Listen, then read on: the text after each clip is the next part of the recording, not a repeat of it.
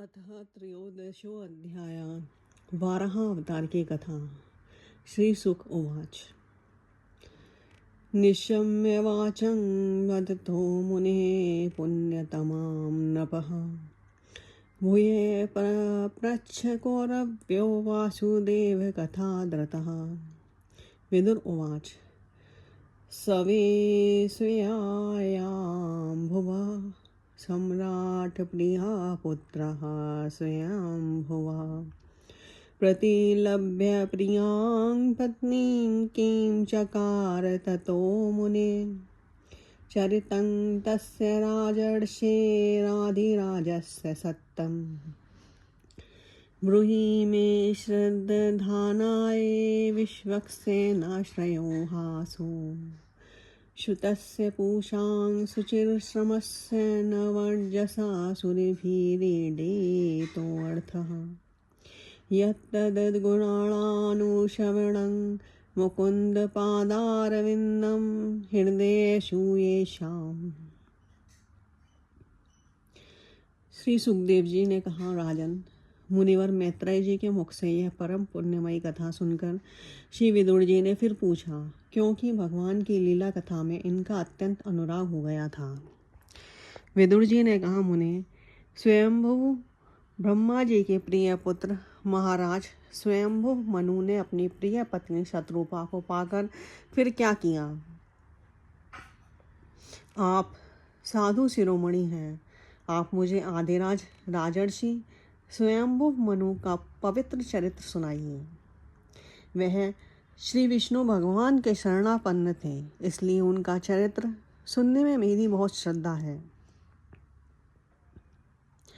जिनके हृदय में श्री मुकुंद के चरणारविंद विराजमान हैं, उन भक्तजनों के गुणों को श्रवण करना ही मनुष्यों के बहुत दिनों तक किए हुए शास्त्राभ्यास के श्रम का मुख्य फल है, ऐसा विद्वानों का श्रेष्ठ मत है। श्री सुक उवाच। इति ब्रुवाणं विदुरं विनीतं सहस्रशीर्षस्य शरणोपधानं प्रहष्टरोमा भगवत्कथायां प्रणीयमानो मुनिरभ्यचस्तः। मैत्रेय उवाच। यदा स्वभार्यया साकं जातः स्वयंभुवो मनुः प्राञ्जलिः प्रणतश्चेदं वेदगर्वं भाषत त्वमेकः सर्वभूतानां जन्मकृत् प्रत्यधा पिता अथापि न प्रजानां ते शुश्रूषा केन वा भवेत् तद्विदेहि नमस्तुभ्यं कर्म स्वीडयात्मशक्तिषु यत्त कर्तव्ये यशो विश्वः गमुत्र च भवेद् गतिः। ब्रह्मोवाच। प्रतिस्तुभ्यमें तात स्वस्तादां क्षितीश्वरः यन्निः विर्निहलिकेन हृदयसाधिमेत्यात्मः नापीडितं मेत्यानात्मः नार्पितम्। श्री सुखदेव जी कहते हैं कि राजन, विदुर जी सहस्र शीर्षा भगवान श्री हरि के शरणाश्रित भक्त थे। उन्होंने जब विनयपूर्वक भगवान की कथा के लिए प्रेरणा की, तब मुनिवर मैत्रेय का रोम रोम खिल उठा। उन्होंने कहा, श्री मैत्रेय जी बोले, जब अपनी भार्या शत्रुपा के साथ स्वयंभु मनु का जन्म हुआ, तब उन्होंने बड़ी नम्रता से हाथ जोड़कर ब्रह्मा जी से कहा, भगवान, एकमात्र आप ही समस्त जीवों के जन्मदाता और जीविका प्रदान करने वाले पिता हैं। तथापि हम आपकी संतान ऐसा कौन सा कर्म करें जिससे आपकी सेवा बन सके? पुण्यपाद हम आपको नमस्कार करते हैं। आप हमसे हो सकने योग्य किसी ऐसे कार्य के लिए हमें आज्ञा दीजिए जिससे इस लोक में हमारी सर्वत्र कीर्ति हो और परलोक में सदगति प्राप्त हो सके। श्री ब्रह्मा जी ने कहा, तात पृथ्वीपते, तुम दोनों का कल्याण हो। मैं तुमसे बहुत प्रसन्न हूँ, क्योंकि तुमने निष्कपट भाव से मुझे आज्ञा दीजिए यो कहकर मुझे आत्मसमर्पण किया है। एतावत्यात्महर्जे विरह कार्याहापचिति गुरून् सकत्या प्रमत्ते ग्रहेयोत सादरां गतमत्सरे सात्यमस्यामपत्यानि सदस्यन्यात्मनो गुणे उत्पाद्यं सासधर्मेण गां यज्ञे पुरुषं यजः परं शुश्रूषणं मह्यं स्यात्मप्रजा रक्षया नृप भगवास्ते प्रजा भर्तुः हर्षिकेशोऽनुतुष्यति येषां न तुष्टो भगवान् यज्ञलिङ्गो जनार्दनः तेषां श्रमो हा पार्थाय यदात्मानाद्रतः स्वयं मनुरुवाच आदेशेऽहं भगवतो वर्तेयामीव सूदन स्थानं वित्वेहानुजानिनि प्रजानां मम च प्रभो यदोकः सर्वसत्त्वानां महिमग्नमहाम्भसि अस्या उद्रणे यत्नो देवदेव्याभिधीयताम् मैत्रेय उवाच परमेष्टित्वपां मध्ये तथा सन्नामवेक्ष्य गाम् कथमेनां समुन्निश्य इति दद्योधियाचिरम् वीर पुत्रों को अपने पिता की इसी रूप में पूजा करनी चाहिए। उन्हें उचित है कि दूसरों के प्रति ईर्ष्या का भाव न रखकर जहाँ तक बने उनकी आज्ञा का आदरपूर्वक सावधानी से पालन करें। तुम अपनी इस भार्या से अपने ही समान गुणवती संतति उत्पन्न करके धर्मपूर्वक पृथ्वी का पालन करो और यज्ञों द्वारा श्रीहरि की आराधना करो।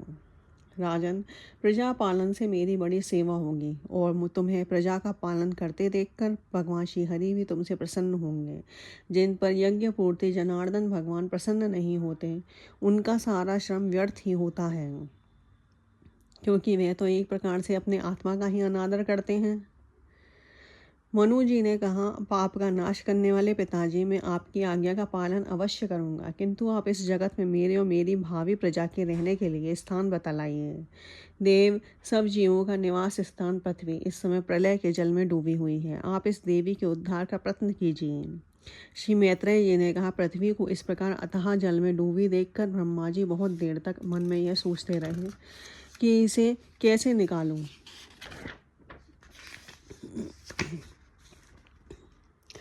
सृजतो मे क्षितिर्ब्राभिप्लाप्यमाना रसांगता अथात्रः किमनुष्ठेयमस्माभिः सर्गयोजितः यस्यायाहं यणदयादासं स ईशो विद्धातु मे इत्यमिथ्या यथो नासा विवरात् सहसानघ्य वरहातो को निर्गादडङ्गुष्ठपरिमाळकः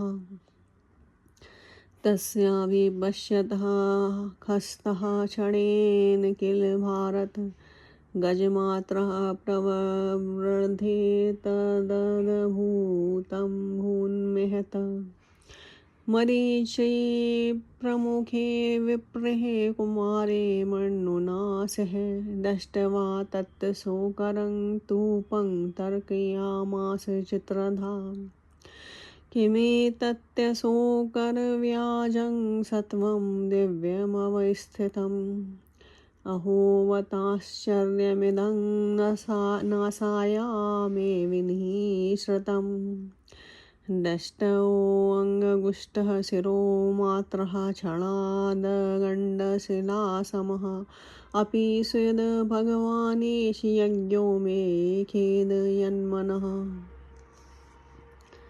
जिस समय मैं लोक रचना में लगा हुआ था उस समय पृथ्वी जल में डूब जाने से रसातल को चली गई। हम लोग षष्ठी कार्य में नियुक्त हैं, अतः इसके लिए हमें क्या करना चाहिए? हम तो जिनके संकल्प माँ से मेरा जन्म हुआ है वह सर्वशक्तिमान श्रीहरि ही मेरा यह काम पूरा करें। निष्पाप विदुर जी ब्रह्मा जी इस प्रकार विचार कर ही रहे थे कि उनके नासा छिद्र से अकस्मात अंगूठे के बराबर आकार का एक वाराह शिशु निकला। भारत बड़े आश्चर्य की बात तो यही हुई कि आकाश में खड़ा हुआ वह वाराह शिशु ब्रह्मा जी के देखते ही देखते बड़ा होकर क्षण भर में हाथी के बराबर हो गया। उस विशाल वाराह मूर्ति को देखकर मरीचि आदि मुनिजन, सनकादि और स्वयंभुव मनु के सहित श्री ब्रह्मा जी तरह तरह के विचार करने लगे। अहो, सूकर के रूप में आज यह कौन दिव्य प्राणी यहाँ प्रकट हुआ है। ऐसा आश्चर्य है, यह अभी अभी मेरी नाक से निकला था। पहले तो ये अंगूठे के पोरुओं के बराबर दिखाई देता था, किंतु एक क्षण में ही बड़ी भारी शिला के समान हो गया। अवश्य ही यज्ञ मूर्ति भगवान हम लोगों के मन को मोहित कर रहे हैं। इति मिमा सतस्तस्य ब्रह्माणः सह सूनुभिः भगवान् यज्ञपुरुषो जगन्जागेन्द्र सन्निभः ब्राह्मणं हर्षयामास हरिस्ताश्च दृजोत्तमान् स्वैर्गर्जितेन ककुभारपति स्वेनियता विमुः निशम्यते घर्घरितं स्वेखेदक्षयिष्णुः माया मे सूकरस्य जनिस्तपः सत्यनिवासिनस्ते त्रिभिः पवित्रे मुनयो अगरणन् स्मः तेषां सतां वेदवितान् मूर्ति ब्रह्म वधार्यात्मः गुणानुवादम् विनद्य भूयोऽभिबुधोदयान् गजेन्द्रलीलो जलमाविवेश उच्छिप्तबालः खचरं कठोरः सटाभिधुन्वन् खररोम सत्वक खुराहताभ्रः सितद्रष्टः इच्छा ज्योतिर्भर्वासे भगवान् महीन्द्रः। ब्रह्मा जी और उनके पुत्र इस प्रकार सोच ही रहे थे कि भगवान यज्ञ पुरुष पर्वताकार होकर गरजने लगे। सर्वशक्तिमान श्री हरि ने अपनी गर्जना से दिशाओं को प्रतिध्वनित करके ब्रह्मा और श्रेष्ठ ब्राह्मणों को अर्श से बढ़ दिया।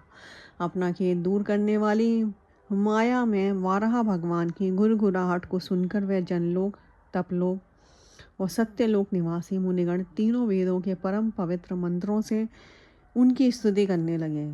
भगवान के स्वरूप का वेदों में विस्तार से वर्णन किया गया है, अतः उन मुनीश्वरों ने जो स्तुति की उसे वेद रूप मानकर भगवान बड़े प्रसन्न हुए और एक बार फिर गरज कर देवताओं के हित के लिए गजराज की सी लीला करते हुए जल में घुस गए।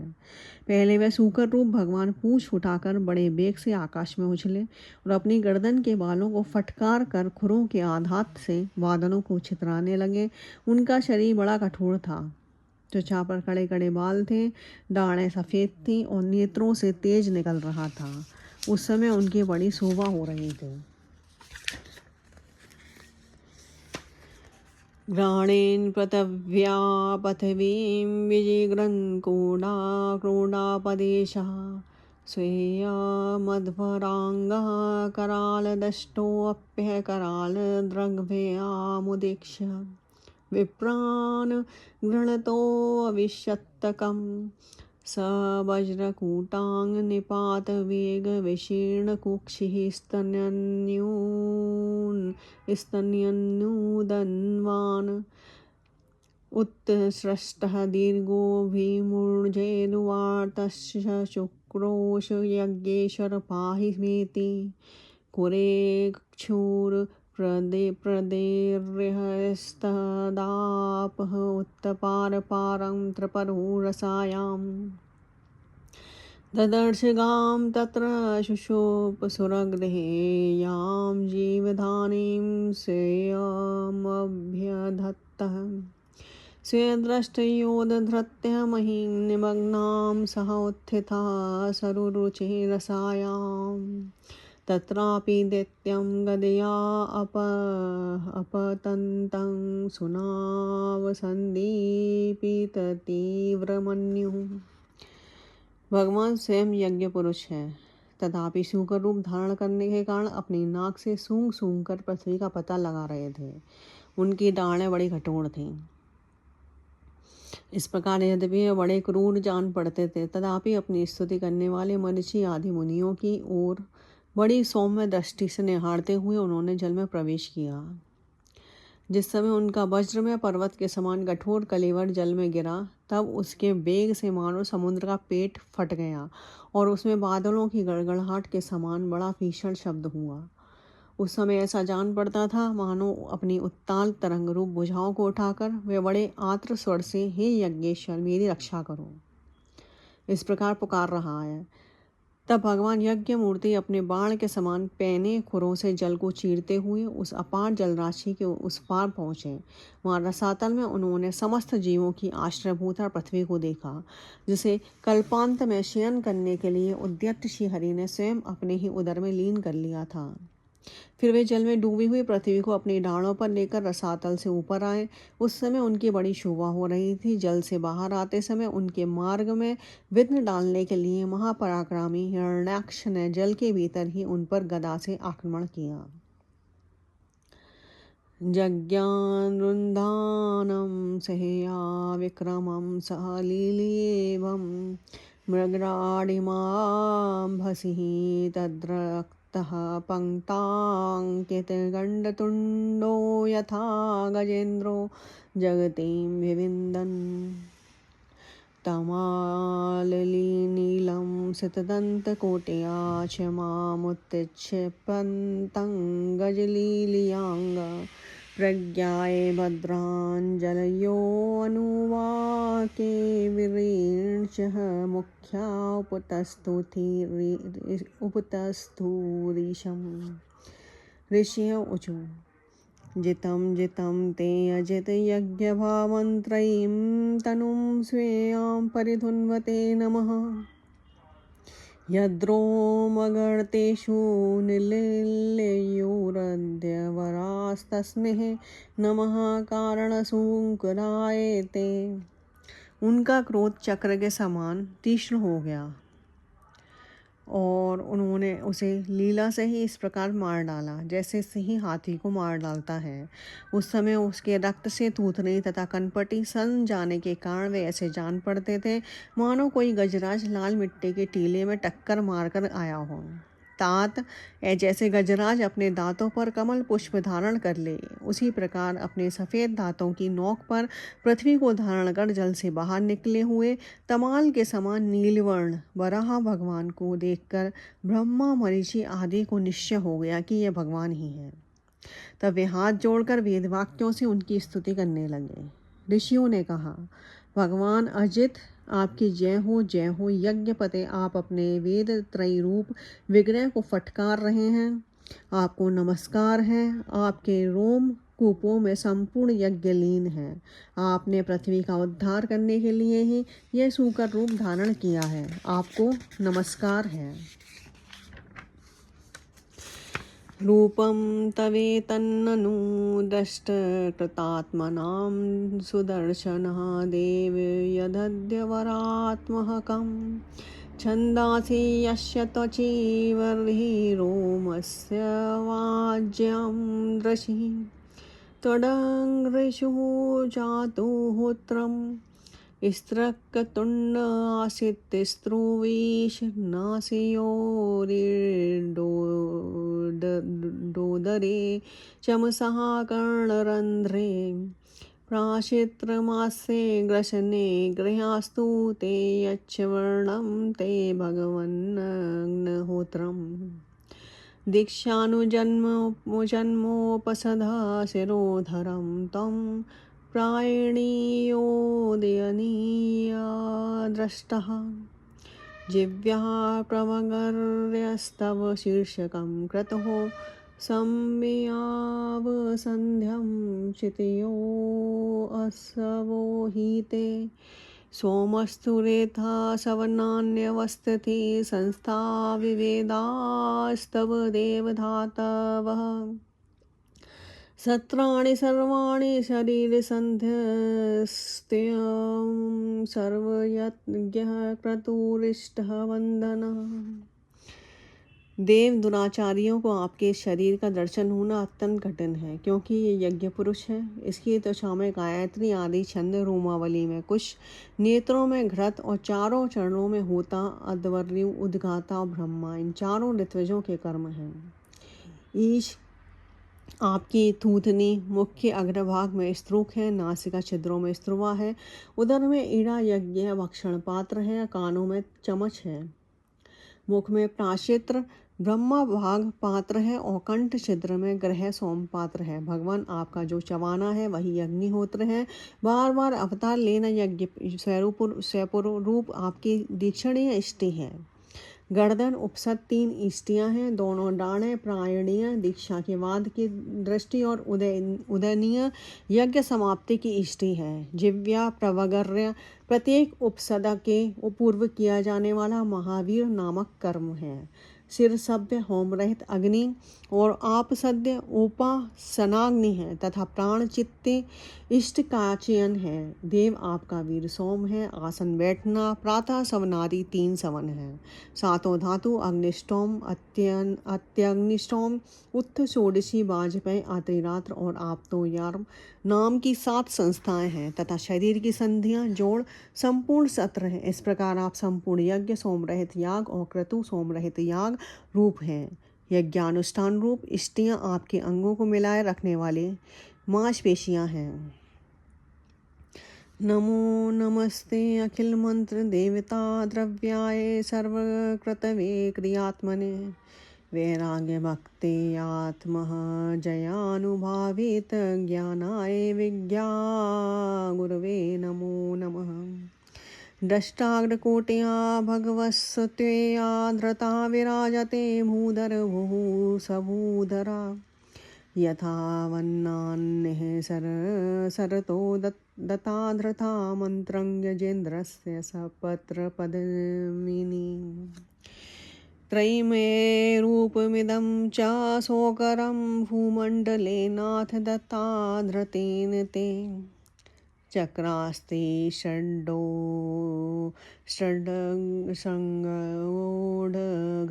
भूयसा कूलाचलेन्द्रस्य यथेव विभ्रमः संस्थापेनां जगतां ततस्तुषां लोकाय पत्नीमसि मातरं पितः विधेम चास्ते नमसा सह त्वया यस्यां स्वतेजोऽग्निः मिवारणावधा।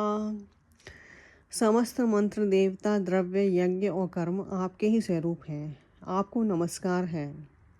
वैराग्य भक्ति और मन की एकाग्रता से जिस ज्ञान का अनुभव होता है वह आपका स्वरूप ही है तथा आप ही सबके विद्या गुरु हैं। आपको पुनः पुनः प्रणाम है। पृथ्वी को धारण करने वाले भगवान आपकी डालों की नोक पर रखी हुई है। पर्वतादि मंडित पृथ्वी ऐसे सुशोभित हो रही है जैसे वन में से निकलकर बाहर आए हुए किसी गजराज के दांतों पर पत्र युक्त कमलनी रखी हो। आपके दांतों पर रखे हुए भूमंडल के सहित आपका यह वेदमय वराह विग्रह ऐसा सुशोभित हो रहा है जैसे शिखरों पर छाई हुई मेघमाला से कुल पर्वत की शोभा होती है। नाथ, चराचर जीवों के सुखपूर्वक रहने के लिए आप अपनी पत्नी जगन्माता पृथ्वी को जल पर स्थापित कीजिए। आप जगत के पिता हैं और अरणी में अग्नि स्थापन के समान आपने इसमें धारण शक्ति रूप अपना तेज स्थापित किया है। हम आपको और इस पृथ्वी माता को प्रणाम करते हैं। कं श्रद्धधीतान्ययतमस्तव प्रभोरसां गताया भूद्रिववहरणं ता विस्मयोऽसो त्वयि विश्वविस्मयो मायेमिदं ससृजयति विस्मेयं विदुन्वतः वेदमयं निजं वपुर्जनस्तपः सत्यनिवासिनो वयं सटासे खोदधूतनिशिवाम्बुविन्दुभिर्मज्जमाना वृषमीश पावितः सावेवत भ्रष्टमतिस्तपवेशयिते यः कर्मणां पारं पारकर्मणा यज्ञो यद्योगमाया गुणयोगमोहिता विश्वं समस्तं भगवन् विदेहि समः। मैत्रेय उवाच। इत्युपस्थीयमानस्तैर्मुनिः ब्रह्मा वा देवीभिः सलिले स्वेखुराक्रान्त उपाधत्तावितावनीं सा इत्थं भगवानुर्विश्वक्सेनः प्रजापतिरसाया लीलयोन्नीतामप्सु न्यस्य ययो हरिः। प्रभु, रसातल में डूबी हुई इस पृथ्वी को निकालने का साहस आपके सिवा और कौन कर सकता था, किंतु आप तो संपूर्ण आश्चर्यों के आश्रय हैं। आपके लिए यह कोई आश्चर्य की बात नहीं है। आपने ही तो अपनी माया से इस अत्याश्चर्य में विश्व की रचना की है। जब आप अपने वेद में विग्रह को हिलाते हैं तब हमारे ऊपर आपकी गर्दन के भालों से झड़ती हुई शीतल जल की बूंदें गिरती हैं। ईश उनसे भीगकर हम जनलोक, तपलोक और सत्यलोक में रहने वाले मुनिजन सर्वथा पवित्र हो जाते हैं।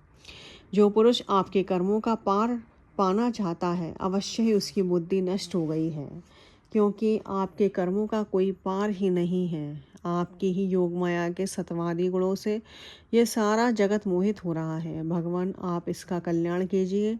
श्री मैत्रेय जी कहते हैं कि विदुर जी, उन ब्रह्मवादी मुनियों की इस प्रकार स्तुति करने पर सबकी रक्षा करने वाले वराह भगवान ने अपने खुरों से जल को स्तंभित कर उस पर पृथ्वी को स्थापित कर दिया। इस प्रकार रसातल से लीलापूर्वक लाई हुई पृथ्वी को जल पर रखकर वह विश्वक्सेन प्रजापति भगवान श्रीहरि अंतर्ध्यान हो गए।